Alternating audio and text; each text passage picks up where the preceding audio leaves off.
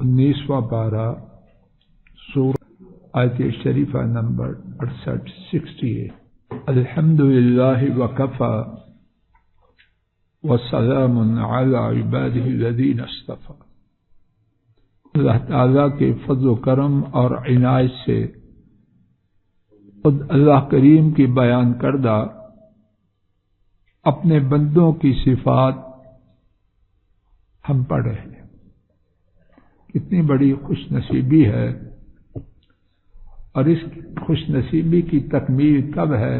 جب ہم موت تک ان صفات سے آراستہ و پیراستہ ہو جائیں اور ہمارے کنبے انہیں دیکھیں کہ وہ بھی ان صفات سے آراستہ و پیراستہ ہے۔ یا اللہ، آپ نے ان صفات کے پڑھنا، ان صفات کا پڑھنا ہمارے نصیب میں فرمایا ہے۔ اب ان صفات سے مالا مال ہونا اور ہمارے کنبوں کا مالا مال ہونا اور امت کا مالا مال ہونا دیکھنا ہمارے نصیب میں فرمایا۔ اللہ پاک کی توفیق سے گزشتہ سبق میں عباد الرحمن کی، رحمان کے بندوں کی 8ویں صفت، اس کے پڑھنے کا آغاز کیا گیا اسی صفت کے حوالے سے کہ اگر یہ صفت نہ ہو، یعنی بدکاری ہو، تو اسلام میں اس کی جو سنگینی ہے اس کے بارے میں 6 باتیں باہوالا عرض کرنے کی اللہ کی توفیق سے کوشش کی گئی۔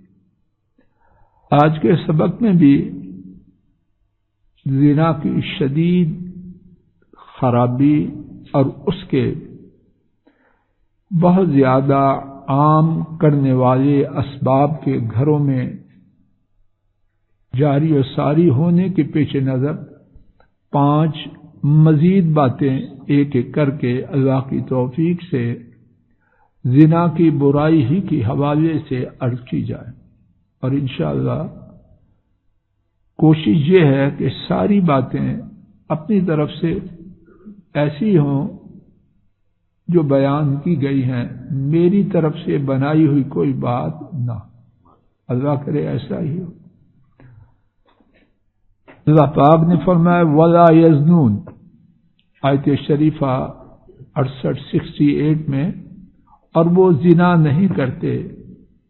تو زنا کے خرابی کے حوالے سے آج کے سبق کی پہلی بات، حضرات ائمہ احمد، ابو داؤد، ترمذی اور نسائی نے 4 محدثین نے روایت کیا۔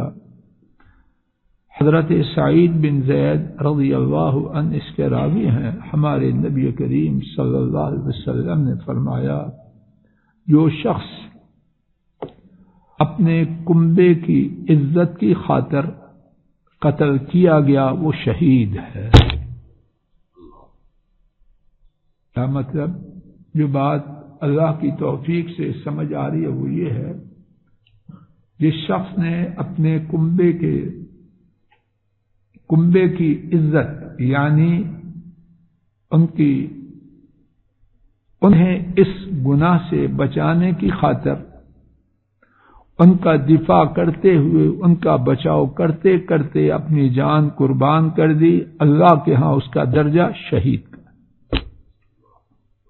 تو جس کام کی حفاظت کرتے ہوئے آدمی شہادت کا مقام پاتا ہے، جب وہ کام ٹوٹے تو پھر کیا ہوگا؟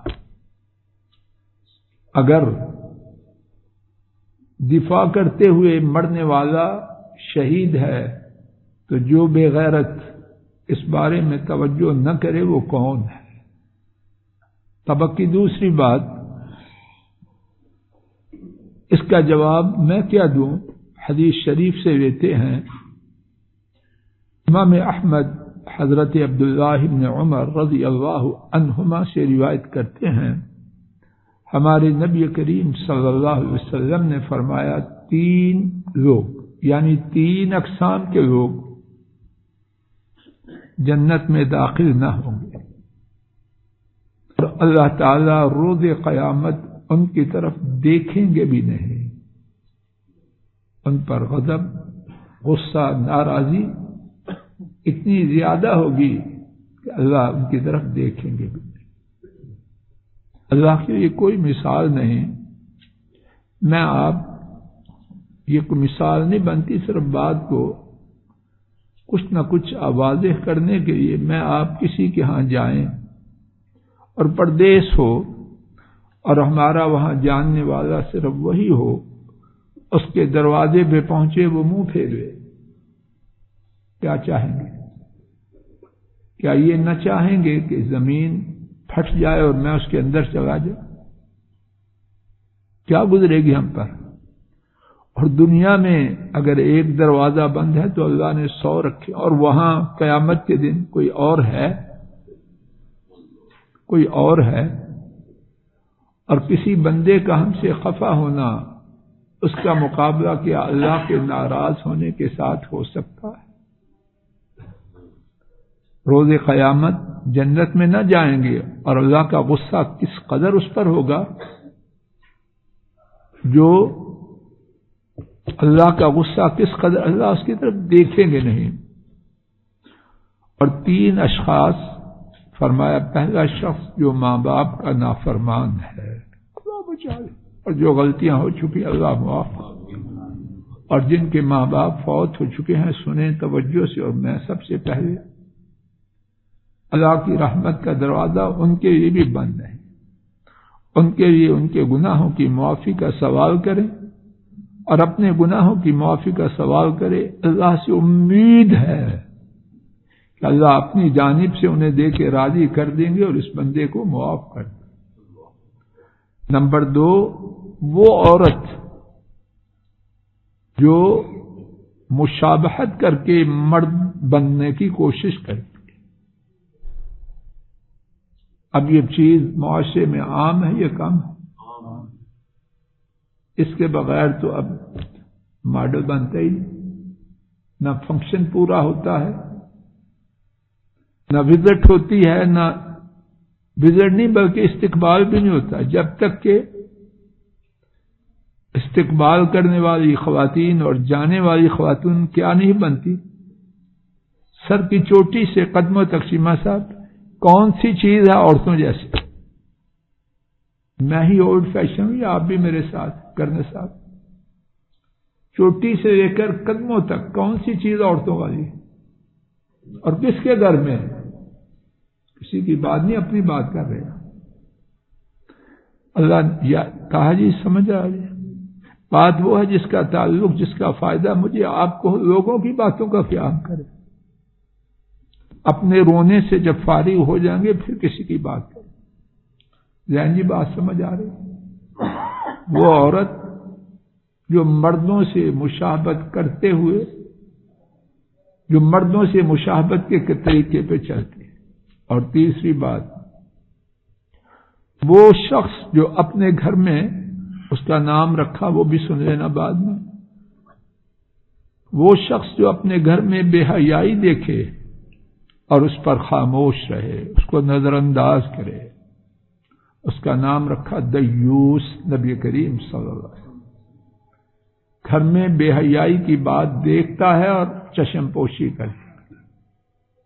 اب ان 2 جو آج کے سبق کی پہلی، بیٹا دروازہ ذرا بند کر دو، آج کے سبق کی جو دونوں باتیں ابھی تک ذکر ہوئی ہیں، ان سے زنا کی سنگینی کچھ آشکارا ہو رہی ہے کہ نہیں؟ جواب دیجیے، بولو نا۔ اب میرے ساتھ ذرا چلیے۔ ابھی تک اللہ کے فضل و کرم سے امت میں بڑے لوگ ایسے ہیں، عبداللہ جی توجہ کرو بیٹا، بڑے لوگ ایسے ہیں جو زنا کی سنگینی کو سمجھتے ہیں، جانتے ہیں اور چاہتے ہیں کہ وہ اور ان کے کنبے میں سے کوئی اس گناہ کے قریب نہ جائے۔ توجہ کرنا، لیکن ان کے کنبے تیز رفتاری سے اس گناہ کے کرنے کی راہ پہ چل رہے ہیں۔ یہ بات ہے کہ عجب معاملہ ہے ہمارے کنبوں کا۔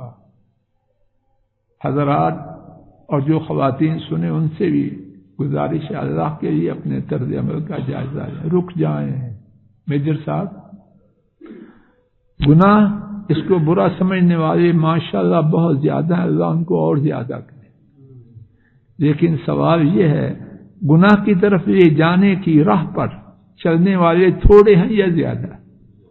بولتے نہیں۔ میں چند ایک مثالیں دیتا ہوں اور بقیہ مثالیں آپ خود اس پہ غور کر لینا۔ مردوں اور عورتوں کا اختلاط کو یہ ہے کہ نہیں؟ اس کا انجام زنا ہے یا کچھ اور ہے؟ اس کا انجام تہجد ہے یا پیر اور جمعرات کے روزے ہیں یا قرآن پاک کا حفظ کرنا ہے یا حدیث شریف کا مطالعہ کرنا ہے؟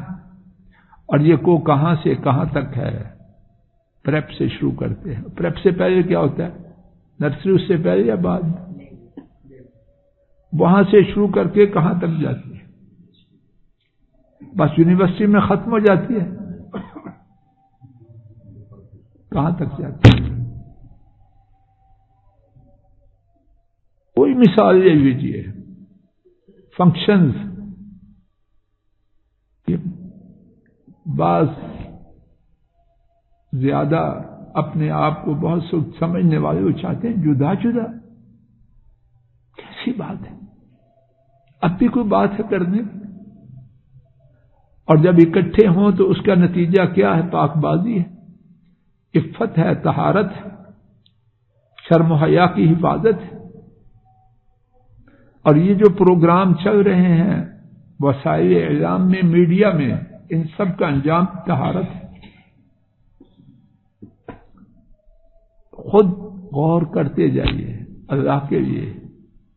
مجھے امید ہے کہ کوئی مسلمان دیوس بننا نہیں چاہتا، یہ امید ہے، لیکن دیوس بنانے والی راہ پہ تو نہیں چلے۔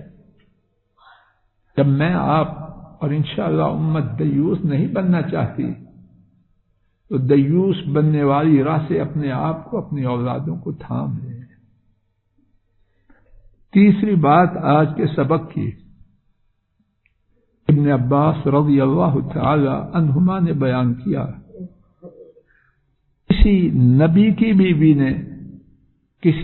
کی بیوی نے بدکاری نہیں کی۔ یہاں نوٹ فرمائیے، نبی کی بیوی کافر ہو سکتی ہے، نبی کی بیوی مشرکہ ہو سکتی ہے، لیکن بدکار نہیں ہو سکتی نہیں، بلکہ نوح علیہ السلام کی بیوی کیا تھی؟ لوط علیہ السلام کی بیوی کیا تھی؟ لیکن بدکار، ابن عباس رضی اللہ عنہ فرماتے ہیں کسی نبی کی بیوی نے کبھی بدکاری نہیں کی۔ آج کے سبق کی چوتھی بات، اگر کوئی کسی کو کفر کی تہمت لگائے کہ وہ کافر ہے، اسلام میں اس کی کیا سزا ہے؟ ذرے ہیں، کچھ سزا ہے؟ اب سنیے، جو شخص کسی پر بدکاری کی تہمت لگائے اس کے لیے 3 سزائیں ہیں۔ سورہ النور کی آیت شریفہ نمبر 4 جا کے گھروں میں ضرور پڑھ لیجیے، اس کا ترجمہ بھی پڑھیے۔ میں ترجمہ عرض کرتا ہوں، اور وہ لوگ جو پاک دامن عورتوں پر تہمت باندھتے ہیں پھر 4 گواہ نہیں لاتے، فرمایا انہیں 80 درے لگاؤ۔ کسی کو کافر کہنے والے کو 10 درے لگانے کی بھی سزا مقرر ہے، لیکن بدکار کہنے والے کو، کسی کو بدکار کہنے والے کو بغیر دلیل کے، بغیر گواہوں کے، اس کی سزا کیا ہے؟ جواب دیجیے۔ دوسری سزا اسی آیت کریمہ میں، اس کی گواہی کبھی قبول نہ کرے۔ جو کسی کو کافر کہے اس کی گواہی ہمیشہ کے لیے رد ہوتی ہے۔ قرآن پاک میں یہ حدیث میرے علم میں نہیں، کیوں آپ صحابہ ہے کہیں؟ میرے علم میں نہیں۔ اور تیسری فرمایا وہ ہی فاسق ہے، اللہ کی ہاں ان کا نام کہ وہ ہی فاسق ہے۔ آج کے سبق کی آخری بات، بہت بڑا گناہ، بلکہ سب سے بڑا گناہ شرک ہے، اور اسلام کے بعد کافر ہونا ہے، مرتد ہونا ہے۔ اس کی سزا کو دیکھیے اور ایک شادی شدہ بدکار کی سزا کو دیکھیے۔ صحیح بخاری میں ہے کہ جو شخص اپنے دین کو بدلے اس کو قتل کرو، جان ختم ہو گئی۔ تو شادی شدہ بدکار ہو اسے قتل کرنا ہے؟ نہیں، اس کو سنسار کرو۔ امام بخاری حضرت ابو ہریرہ رضی اللہ عنہ سے روایت کرتے ہیں، نبی کریم صلی اللہ علیہ وسلم نے فرمایا وَالْآهِلُ الْحَجَرُ، جو بدکار یعنی شادی شدہ بدکاری کرے تو اس کے یہ پتھر ہیں۔ اب پتھروں سے مارنے اور ایک لمحہ میں قتل کرنے دونوں میں کچھ فرق ہے کہ نہیں؟ تلوار سے کسی چیز سے ختم کیا، 1 منٹ میں، 2 میں، 4 میں، 5 میں بات ختم ہو گئی۔ اب اس کے لیے آگے کیا آگا جانا، لیکن پتھروں سے کسی کو مارنا، اس کے جسم کا ایک ایک حصہ تکلیف محسوس کر، سر کی چوٹی سے لے کر قدموں تک جب پتھروں سے آدمی کو مار مار کے ختم کیا جائے تو کوئی حصہ تکلیف سے بچے گا؟ کیوں ہے ایسے؟ اللہ پاک کو کتنا غصہ ہے۔ انہی 5 باتوں پر آج کے سبق میں اتفاق کرتا ہوں۔ اللہ عافیت دے، توفیق دے۔ آئندہ سبق میں کچھ بات عرض کرنے کی مزید کوشش کی جائے گی، اور اللہ تعالیٰ اپنے فضل و کرم سے کہنے والے کو سب سننے والوں کو صلی اللہ تعالی علی خیر خلقہ وعلی آلہ واصحابہ واہل بیتہ واتباعہ الی یوم الدین، آمین یا رب العالمین، آمین یا رب العالمین۔